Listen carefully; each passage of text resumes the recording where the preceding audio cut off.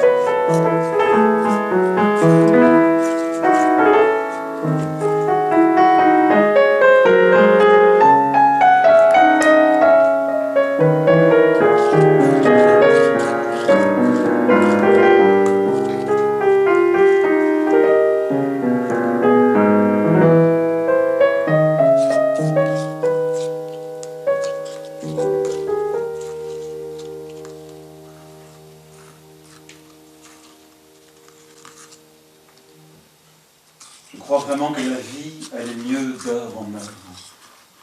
Je respirais tranquillement. J'aimais ce travail d'usure lente au bout duquel jaillissait une lueur.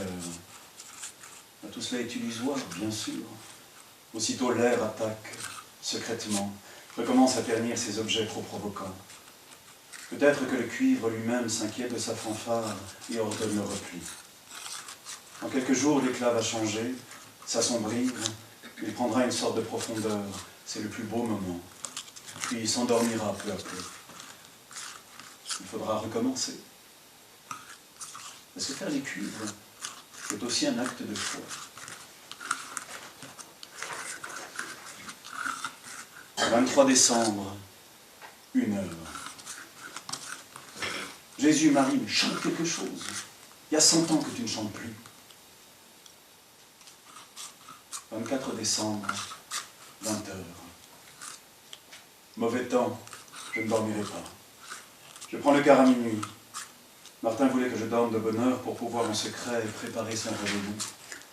Je l'entends souvent passer derrière ma porte et je masque alors la lumière de la lampe pour ne pas lui gâcher son plaisir. Il monte surveiller son feu, puis redescend à la cuisine. J'entends parfois des bruits légers de casserole. 22h30. Martin pense que je dors. Il a allumé la radio. J'entends à peine, ou j'imagine, des cantiques de Noël, des voix d'enfants. La mère saute jusqu'à la fenêtre.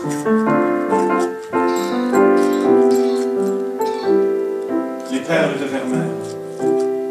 Peut-être que rien au monde ne m'a touché plus. La lueur des perles, mais pourquoi?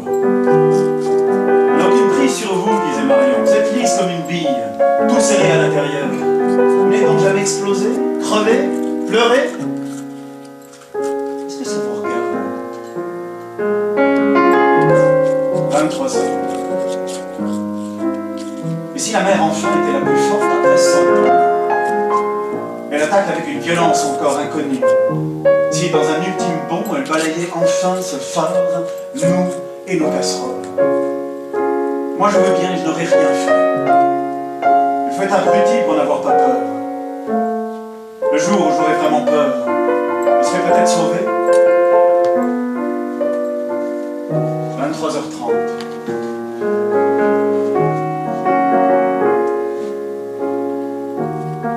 Décembre, 4h.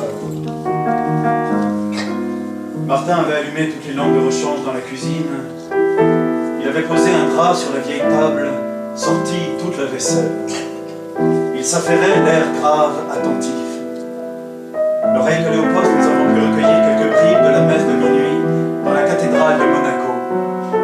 Des accords d'orgue, une voix, monstre marin, abîme, feu, grêle, neige, brume, souffle d'ouragan, l'ouvrier de sa parole, montagnes et toutes collines, arbres, cèdres, bêtes féroces, bétail, serpents, oiseaux qui volent, louez-le. À table, nous nous faisions d'exquises politesses. Martin avait réussi à confectionner une omelette, des frites, un gâteau de riz fade. Et comme il restait le fond d'une bouteille de rhum, nous avons tenté pour finir de faire une tisane de pruneaux à la mode de l'île. Elle avait un goût de soufre. Nous étions bien. La radio totalement épuisée, j'ai pris le relais avec mon harmonica, tous les vieux airs. Martin m'a demandé plusieurs fois de jouer cette complainte. Il avait en m'écoutant une drôle de tête. Nous étions en confiance et cependant pourquoi parler? Il y avait bien les lumières différentes partout et une chaleur fragile que nous avons maintenue le plus longtemps possible. Mais nous sommes ensemble au-delà des confidences. Il suffit de l'admettre pour s'entendre ensuite à demi-mot. J'ai monté le livre du monastère cistercien. J'entre aujourd'hui dans ces pierres avec une aisance nouvelle. Des hommes, pendant des années, ont tourné là-dedans, montant et descendant les escaliers, du dortoir à l'église, de l'église au cloître, du cloître à la salle du chapitre, loin de toute vie raisonnable.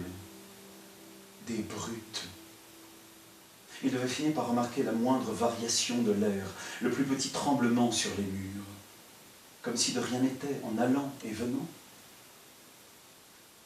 J'avais tout en moi pour retrouver la simple assurance de ces moines, il me semble. Qu'en ai-je fait? Je suis sûr qu'avec leur manière d'assembler des mauvaises pierres pour emprisonner la lumière et la faire tourner, ils le voyaient, Dieu. Ils le contraignaient violemment à révéler sa hauteur et sa profondeur, son visage abrupt. Leur foi n'était pas sucrée. Les clartés de l'aube étaient triomphales. Et moi, à l'aube, je serais encore trop fatigué pour regarder, la bouche amère, les yeux pesants. À l'aube, tout est fichu la plupart du temps.